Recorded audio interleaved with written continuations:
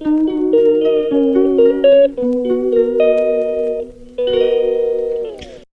Everyone, good morning সবাইকে।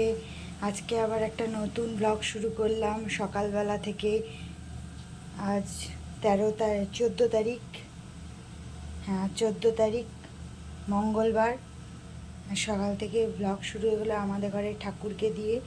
ঠাকুর যেন সকলের ভালো রাখে, মঙ্গল রাখে, সবার যেন ভালো হয়। আজকে এখনও আমার কোনো কাজ হয়নি, সব এলোমেলো হয়ে আছে। ঘরের এই অবস্থা, এখনও গোছানো হয়নি। মেয়ে স্কুলে বেরিয়ে গেল। এই মেয়েকে আজকে টিফিনে চাউমিন করে দিয়েছি। এই যে চাউমিন করে দিয়েছি, টিফিনে চাউমিন খেয়ে গেছে, নিয়ে গেছে। আর রুটি খেয়ে গেছে, রুটি আর খেয়ে আলু কুমড়ো ভাজা খেয়ে গেছে। এখনও সব চারিধারে এলোমেলো হয়ে আছে। সকালবেলা দেখিয়েছিলাম যে আমার কাজকর্ম কিছু হয়নি, এখন সব কাজকর্ম হয়ে গেছে। ঘরদোর সব পরিষ্কার হয়ে গেছে। এখন এবার পুজো টুজোও হয়ে গেছে। আজকে এঁচোড়টা কাটবো বলে এনেছি। কাটতে কাটতে টাইম হয়ে যায়, দুপুর হয়ে গেছিলো বলে, মানে বেলা হয়ে যাচ্ছিলো বলে পুজোটা করে নিলাম। পুজোও হয়ে গেছে, এবার মেয়েকে আনতে যাব। আর আজকে দুপুরের মেনু হয়েছে হচ্ছে কিনুয়ার খিচুড়ি। দুপুরের মেনু হয়েছে আজকে, দুপুরের মেনু। ওর বাবাও নিয়ে গেছে কিনুয়ার খিচুড়ি। ঘরদোর সব চকাচক হয়ে গেছে। হ্যাঁ, এবার মেয়ে আনতে যাব। মেয়েকে নিয়ে স্কুল থেকে বাড়ি ফিরছি।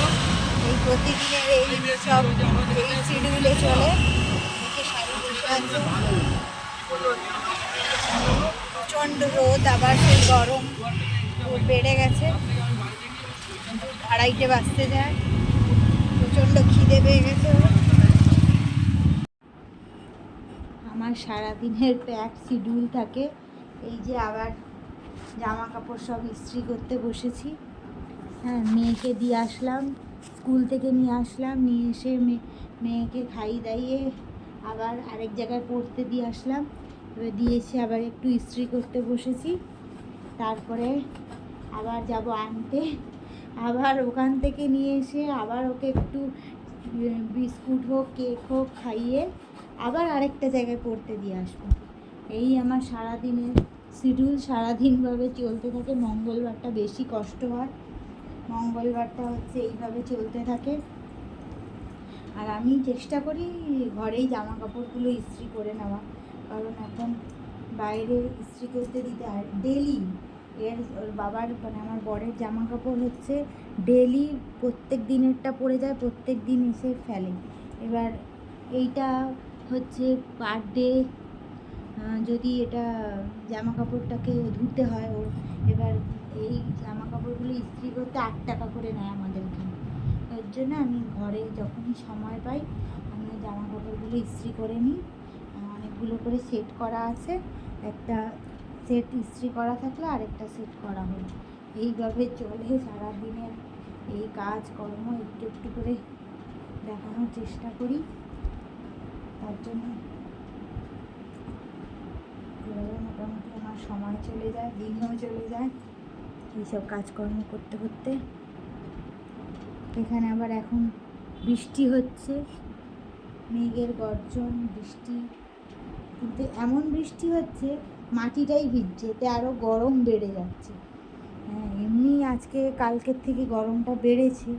সেই কদিন মাঝখানে কদিন খুব বৃষ্টি হলো, তাতে একটু ঠান্ডা হয়েছিল, আর আবার সেই গরমটা পড়ে গেছে।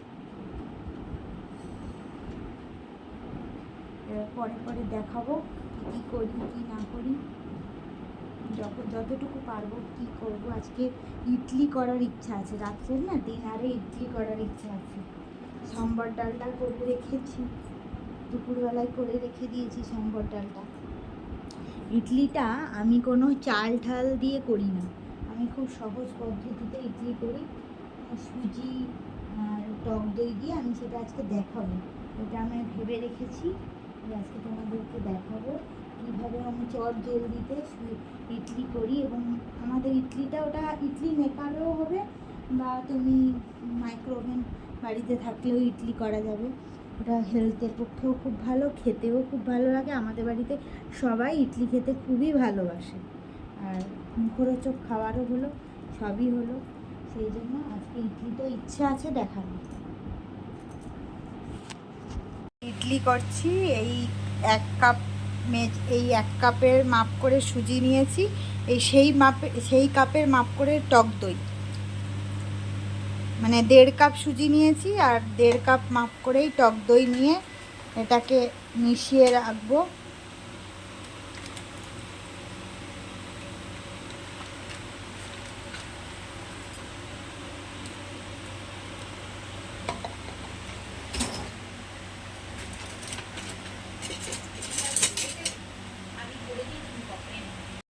এই যে চা করলাম, চা এটা করলাম না বলো, এখন ভেজাবো চা। হ্যাঁ, চা ভেজাবো। জলটা গরম করলাম। আর হচ্ছে এই বিকেলবেলা চা সব বাচ্চাদেরকে পড়তে দিয়ে এসে এখন আমরা মায়েরা একটুখানি রিল্যাক্স মুডে একটু চা খাবো। বাচ্চারা পড়তে গেছে, ওদের ওই সুমিতা সোমার ছেলেরাও পড়তে গেছে, আমার মেয়েও পড়তে গেছে। সেই জন্য এই সময় আমাদের গল্প গুজব করবো, চা খাবো। আর এই সুজির সঙ্গে টক দইটাকে ভালো করে মিশিয়ে নেব। আর এর সাথে একটু জলও দেব, এর হাফ কাপ জল এর সঙ্গে মিশিয়ে এটাকে ভালো করে মিশিয়ে এটাকে রেখে দেবো। এবার যখন এটা একটু সুজি তো এটা ফুলে যাবে, আর একটু ফুলে যাবে যখন করবো তার আগে ইনো দিয়ে দেবো। ইনো দিলে ওটা স্পঞ্জিও হবে, নরম হবে এবং ওটার টেক্সচারটা ভালো হবে।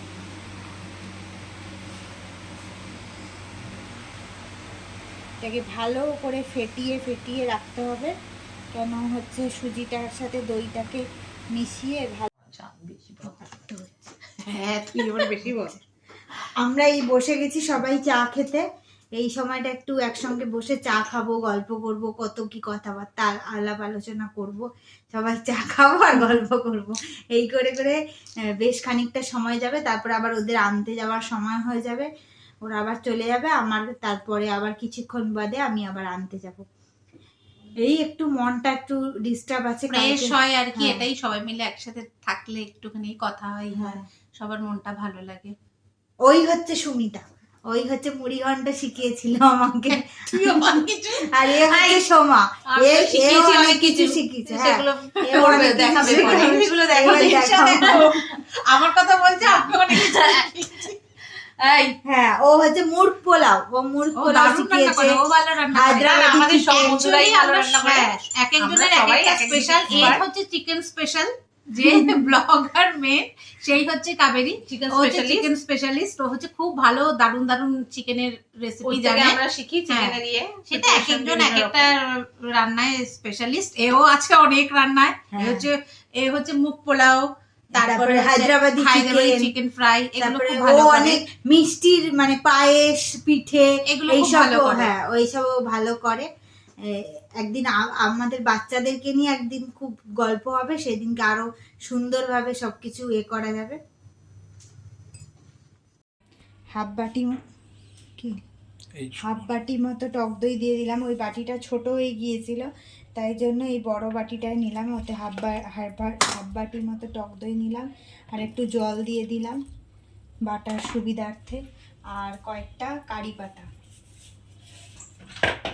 এতগুলো মতো কারি পাতা দিয়ে দিলাম। দিয়ে এটাকে ভালো করে বেটে নেব।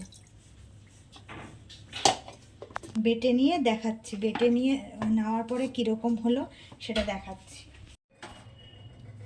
এই সুজিটাকে যে মানে ভিজিয়ে রেখেছিলাম টক দইয়ের সঙ্গে, ভালো করে আবার একবার ফেটিয়ে নিতে হবে।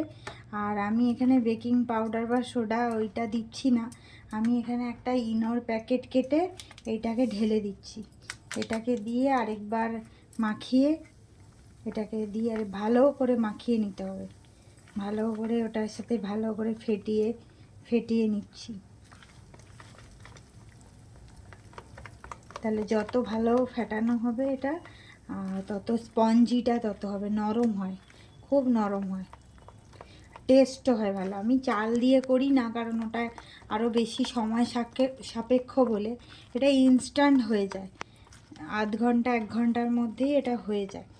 আমি সন্ধ্যাবেলা ভিজিয়ে রেখেছিলাম যাতে ভালো করে সুজিটা ফোলে বলে। দিয়ে এটা আবার একবার ঢাকা দিয়ে রেখে দেবো। আর ওই নারকেলের চাটনিটা যে করেছিলাম এই রকম হয়েছে, এই রকম হয়েছে। আর এটার ওপরে একটু দেবো ফোড়নটা দেওয়ার জন্য। এটার মধ্যে একটু সাদা তেল দিয়ে নেব।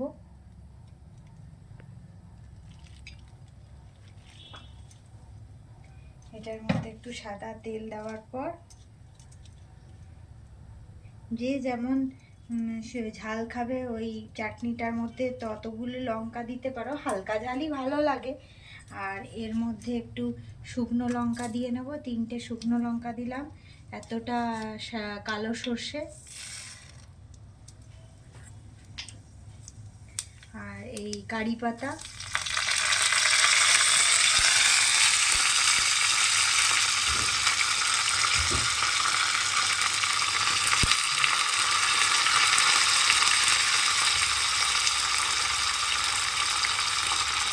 আর এতটা হিং দিয়ে নেব।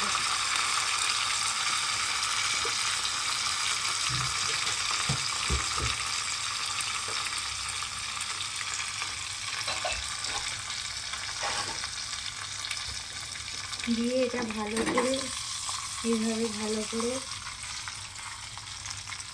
নাড়িয়ে নেব।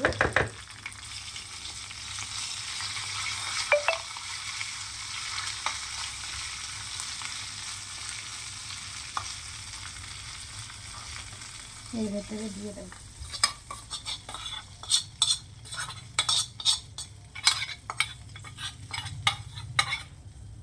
আমি এইভাবে করি, এবার এক একজন এক এক রকম করে করে, খেতে খুবই সুন্দর হয়, অপূর্ব খেতে লাগে।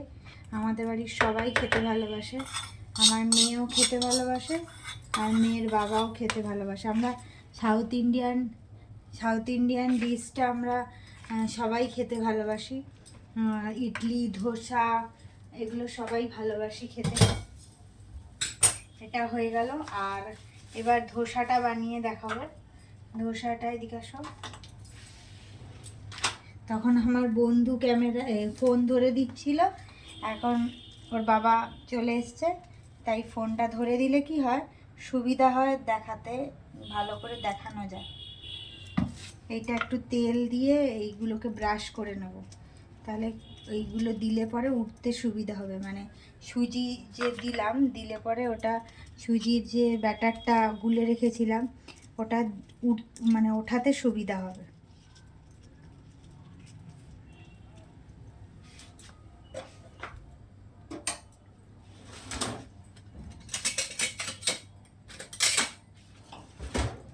এবার একটা চামচ দিয়ে একটু একটু করে, পুরো ভর্তি করে দেব না, কারণ ওটা যখন ফুলে উঠবে তখন ওটা ভর্তি হয়ে যাবে, তাই অল্প অল্প করে দেব।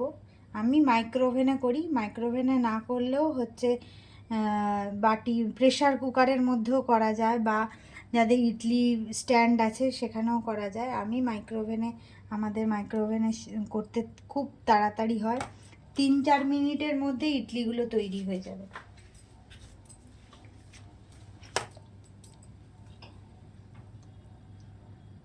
আর সাম্বার ডালটা আমার করা হয়ে গেছে, ওটা দেখানো হয়নি, ওটা আবার একদিন দেখিয়ে দেবো। যখন ইডলির সমস্তটাই দেখালাম, সম্বর ডালটা দেখিয়ে দেবো। এগুলো সবাই করে, আমি আমার মতো করে করলাম তাই দেখালাম। এটা দিয়ে আসলে ওই ঢাকনাটা দিতে হবে।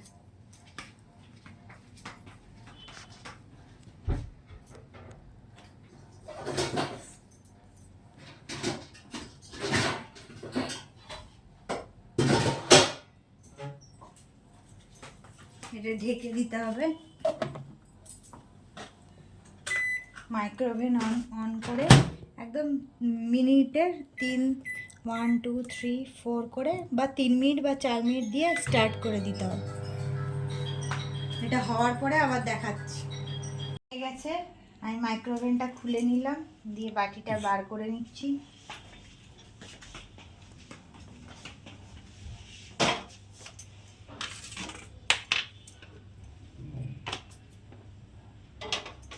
দেখো কত সুন্দর হয়েছে, এখনো ধোঁয়া উঠছে, বুঝতে পারছো মনে হচ্ছে।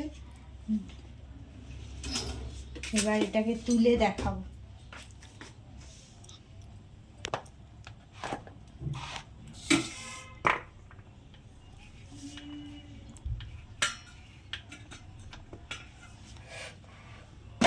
প্রচুর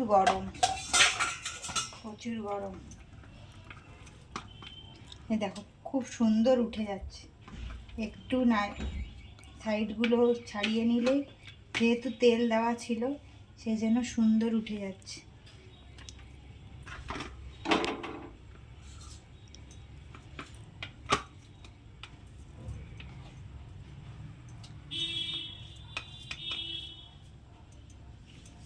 আজকে যেহেতু আমাদের ভেজ নিরামিষ, সেই জন্য এটা রাত্রেবেলা করলাম। আমি সম্বর ডালে পেঁয়াজ দিইনি। আর হচ্ছে এটা মেয়েও পড়ে এসছে, ওর আজকে সারাদিন খুব পরিশ্রমের মধ্যে দিয়ে গেছে। দেখো কত সুন্দর হয়ে গেছে। এরপরে একটার পর একটা করব এই রকম। ওর আজকে দুখানা পড়া পরপর ছিল, তার খিদেও পেয়ে গেছে, তাই জন্য ওকে আগে আমি খেতে দিয়ে দেবো। ও এগুলো খেতে খুবই ভালোবাসে, তাই ওকে আগে খেতে দিয়ে নিয়ে তারপর আবার আমি বসাবো করতে। এই চাটনিটা দিয়ে নেব।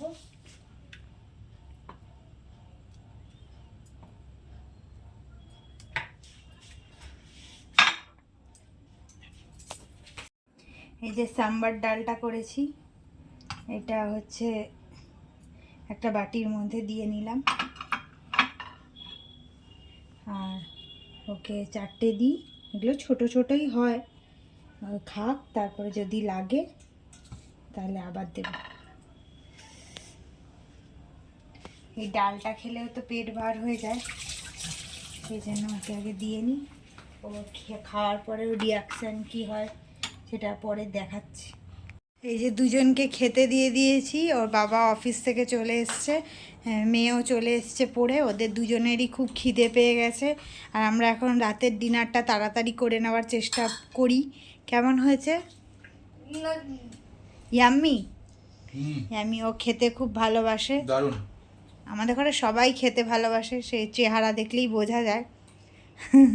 সেই জন্য এখন সবাই ডায়েট কন্ট্রোল করতে ব্যস্ত। ভালো হয়েছে, নরম হয়েছে, স্পঞ্জি হয়েছে।